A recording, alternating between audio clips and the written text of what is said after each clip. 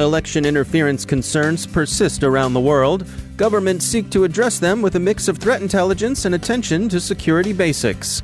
A U.S. Navy report says the fleet's supply chain is well on the way to being pwned by Chinese intelligence. Undersea cables are a center of Sino-US competition. The European Parliament warns about the Chinese threat to 5G infrastructure. More calls to rein in big tech. And the UN looks at North Korea and sees massive cybercrime.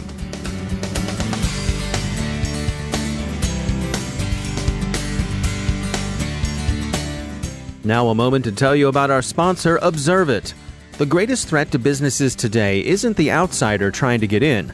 It's the people you trust, the ones who already have the keys. Your employees, contractors, and privileged users. In fact, a whopping 60% of online attacks today are carried out by insiders. Can you afford to ignore this real and growing threat? With Observe It, you don't have to. See, most security tools only analyze computer, network, or system data. But to stop insider threats, you need to see what users are doing before an incident occurs. Observe It combats insider threats by enabling your security team to detect risky activity, investigate in minutes, effectively respond, and stop data loss. Want to see it in action for yourself? Try Observe It for free. No installation required. Go to observeit.com/cyberwire. That's observeit.com/cyberwire. And we thank Observe It for sponsoring our show.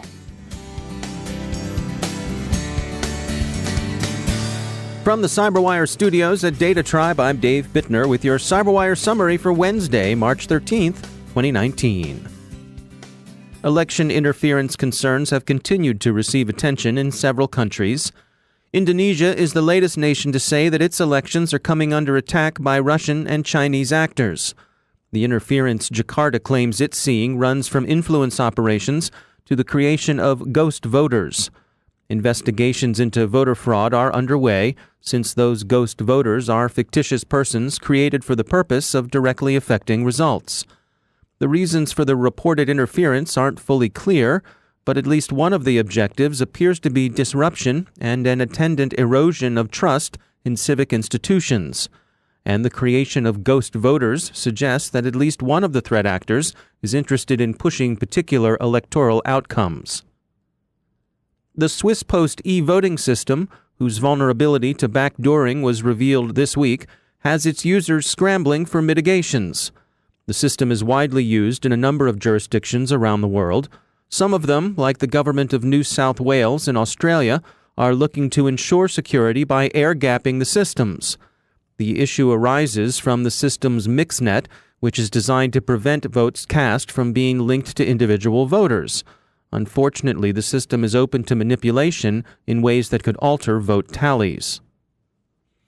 India is preparing for a national vote, and authorities there, CNN reports, are concerned that social media will become fully weaponized by contending factions and possibly by external actors. In India, weaponization is a particularly sharp metaphor. Facebook in particular has been used to organize violence along social and religious lines. The U.S. House of Representatives is holding hearings on election security this week. The Department of Homeland Security's Cybersecurity and Infrastructure Security Agency Director, Christopher Krebs, is testifying today. His prepared remarks echo what we heard from him last week at RSAC 2019. CISA sees considerable benefit from its ongoing engagement with state, local, territorial, and tribal authorities. The testimony suggests a commitment to a strong ground game, informed by threat intelligence but concentrating on getting the security basics right. Venezuela's power crisis continues.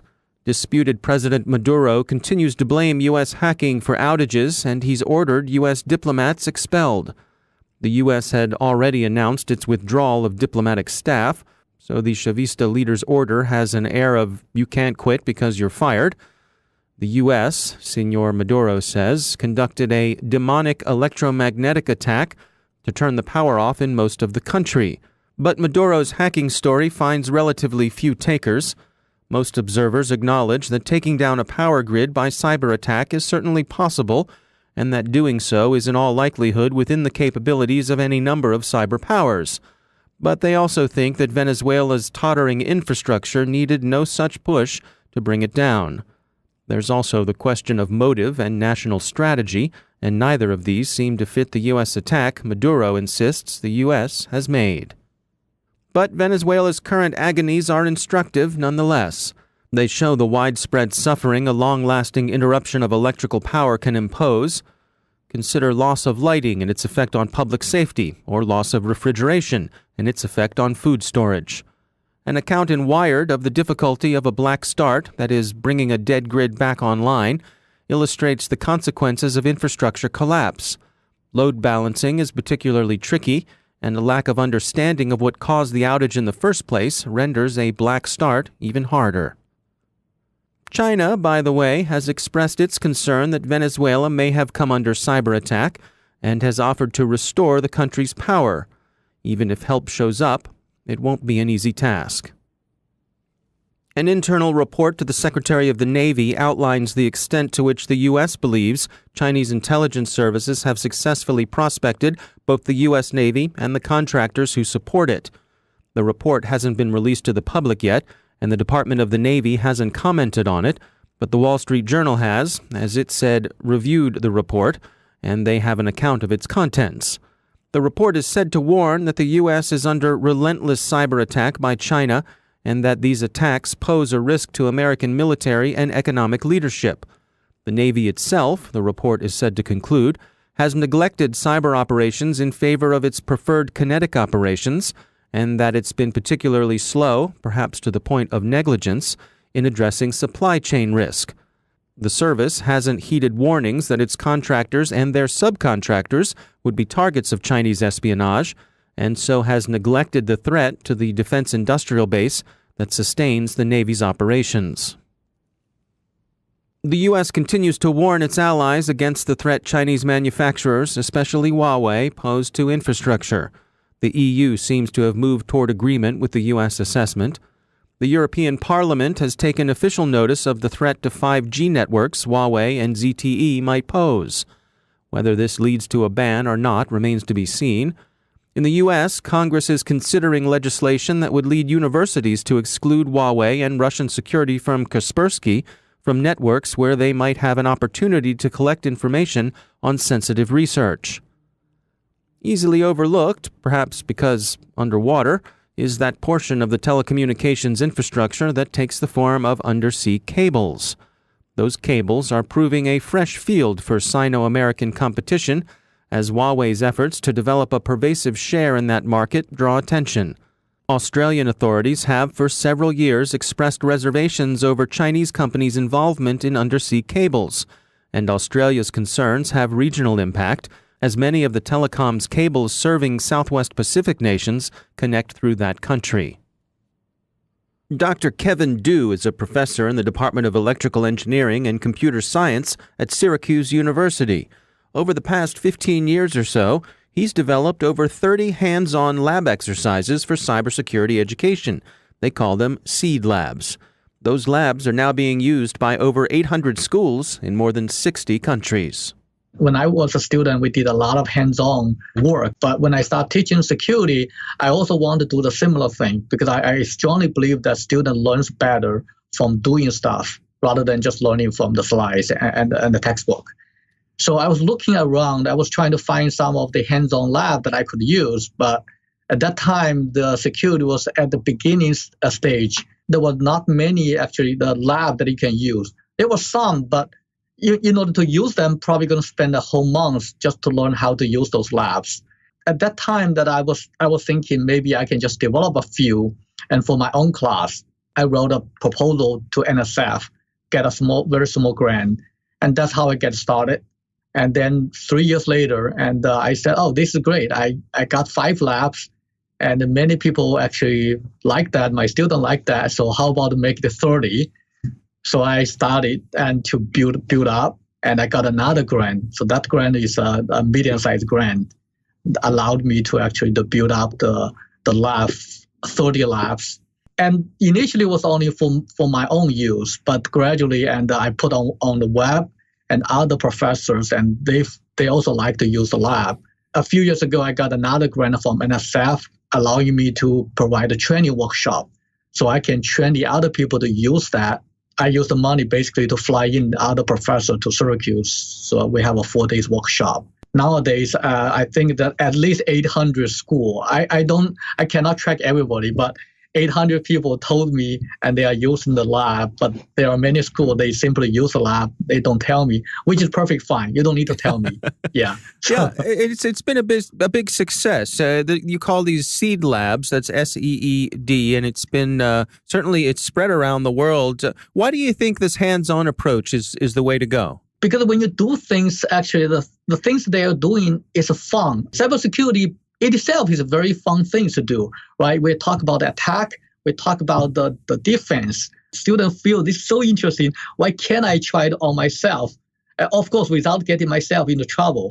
Now, if you can actually teach students how to do this, and they will understand better how the attack works. And then in return, and they can actually develop a better defense mechanism. And what kind of feedback have you been getting from the students who've been taking advantage of these, as well as some of the professors around the world? Very, very positive. So students, they told me of those labs and helped them a lot. Some of students, they said when they go out for a job interview, what the companies ask, and they can immediately actually connect with my lab, the knowledge they gain from the lab.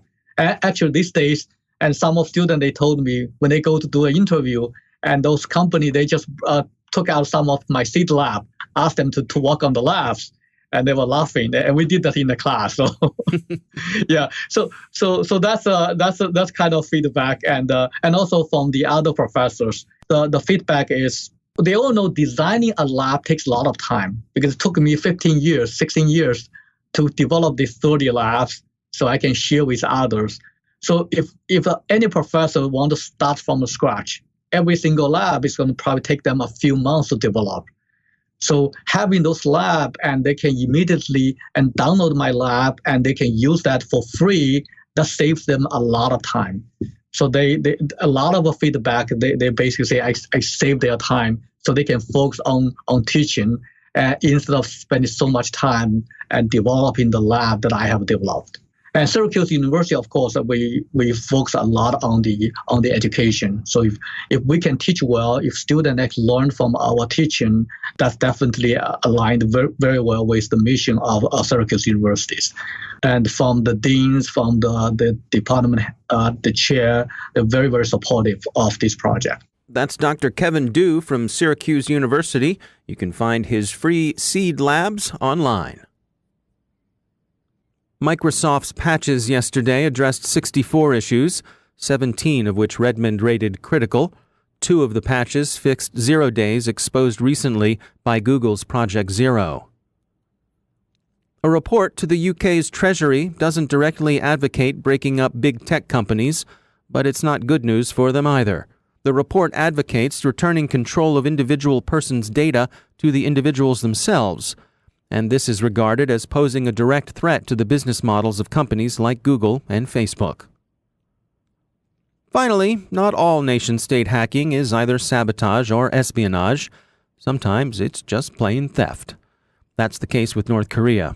A report commissioned by the United Nations Security Council finds that Pyongyang is using cybercrime as a principal mode of sanctions evasion and revenue enhancement. The DPRK follows the fashionable money. The report says a lot of its efforts have gone into compromising coin miners and cryptocurrency exchanges. It's time to take a moment to tell you about our sponsor, Recorded Future. You've probably heard of Recorded Future, the real-time threat intelligence company. Their patented technology continuously analyzes the entire web to give InfoSec analysts unmatched insight into emerging threats. We subscribe to and read their Cyber Daily. They do some of the heavy lifting in collection and analysis that frees you to make the best informed decisions possible for your organization. Sign up for the Cyber Daily email, and every day you'll receive the top results for trending technical indicators that are crossing the web, cyber news, targeted industries, threat actors, exploited vulnerabilities, malware, suspicious IP addresses, and much more. Subscribe today and stay ahead of cyber attacks. Go to recordedfuture.com/cyberwire to subscribe for free threat intelligence updates from Recorded Future. It's timely, it's solid, and the price is right. And we thank Recorded Future for sponsoring our show.